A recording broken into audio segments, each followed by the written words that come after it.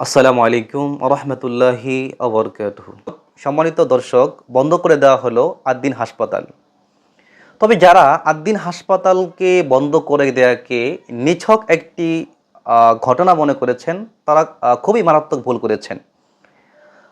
তো আদ্দিন হাসপাতাল বন্ধ করে দেয়া, পাশাপাশি ইসলামী ব্যাংক ধ্বংস করে দেওয়া, এই সব কিছু একই সূত্রে গাঁথা। আপনারা জানেন আমাদের দেশের যে পার্শ্ববর্তী রাষ্ট্রটি রয়েছে, তারা কখনোই বাংলাদেশে ইসলামের উত্থান হোক, ইসলাম প্রতিষ্ঠিত হোক, এটা তারা কখনো চায় না। এই কারণে ইসলামের নামে উত্থান যেখানে, তাদের বাধাও সেখানে। এবার সেটা ব্যাংক হোক, হাসপাতাল হোক, রাজনৈতিক দল হোক, তাদের হামলা, তাদের সেটাকে ধ্বংস করার জন্য নীল নকশা সেদিকে।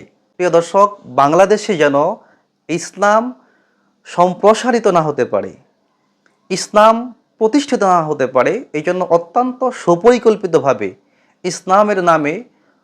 যেই ইসলামের নামে যেই প্রতিষ্ঠানগুলো এগিয়ে যাচ্ছে, সেগুলো সুপরিকল্পিতভাবে একের পর এক ধ্বংস করে দেওয়া হচ্ছে।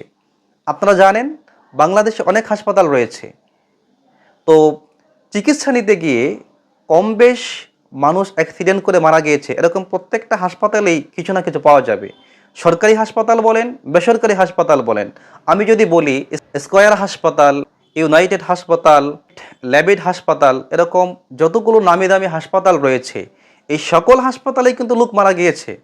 এখন সরকার কি এই সকল হাসপাতাল বন্ধ করে দিবে? এটা কি সম্ভব? না। তাহলে আদ্দিন হাসপাতাল কেন টার্গেট? আদ্দিন হাসপাতাল সম্পর্কে যাদের ধারণা রয়েছে, আপনারা জানেন আদ্দিন হাসপাতালে ৫ ওয়াক্ত নামাজের ব্যবস্থা রয়েছে, আদ্দিন হাসপাতালে জুমার সালাত হয়, আদ্দিন হাসপাতালে শালীনতা বজায় রেখে সেখানে চিকিৎসা নেওয়া যায়। তো এই কারণে আদ্দিন হাসপাতালকে টার্গেট করা। এবার আসি, এই আদ্দিন হাসপাতাল বলেন বা ইসলামী ব্যাংক ধ্বংস বলেন, এটা সহজলভ্য হয় কাদের কারণে? আমাদের দেশে কতিপয় আলেম রয়েছে, যে সকল আলেমরা সকালে ঘুম থেকে ওঠার পর তারা চিন্তা করে কিভাবে কোন কথা দিয়ে জামাত ইসলামের সমালোচনা করবে।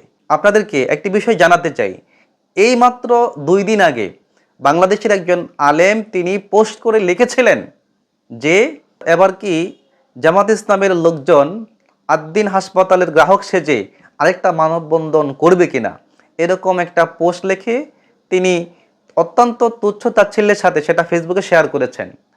তো এ সকল মানুষ আসলে জামাত ইসলামের বিরোধিতা করতে গিয়ে তারা যে ইসলামকে ধ্বংস করে দিচ্ছে, ইসলামের গোড়া কেটে দিচ্ছে, এই চিন্তাও তাদের মাথায় নাই। কারণ তারা ইসলামের নামে ব্যাংক বলেন, হাসপাতাল বলেন, কোনো কিছু করার তাদের যোগ্যতা নাই। কিন্তু যারা করবে তাদেরকে কিভাবে বিরোধিতা করে নামানো যায়, এটা এটা তারা খুব ভালো জানে, খুব পারে।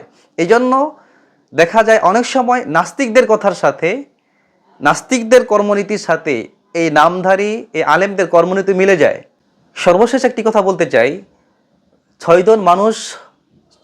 জন শিশু হত্যা হওয়ার দায়ে যদি আদ্দিন হাসপাতাল বন্ধ হয়ে যায়, আপনাদের ক্ষমতা গ্রহণের মাত্র 100 দিনের মাথায় 600 মানুষ এই দেশে নিহত হয়েছে, ধর্ষিত হয়েছে।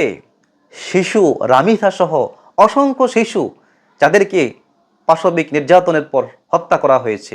তাহলে এ সকল অপরাধের দায়ে বাংলাদেশের রাষ্ট্রীয় ক্ষমতায় থাকার নৈতিক কোনো অধিকার আপনাদের নাই। 6 জনের দায়ে যদি আদ্দিন হাসপাতাল বন্ধ হয়ে যায়, তাহলে 600 জন মানুষের হত্যার দায়ে আপনাদেরও বাংলাদেশের মানুষের কাছে ক্ষমা চেয়ে সরকার থেকে পদত্যাগ করা উচিত।